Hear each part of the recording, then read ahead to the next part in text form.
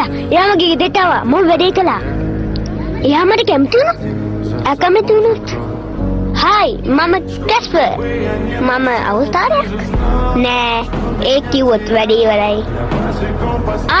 ඒයි මම කැස්පර්. දාන්න බලන්න 4ක්. අනේ මට තව ඇගිල්ලක් තිබ්බනේ.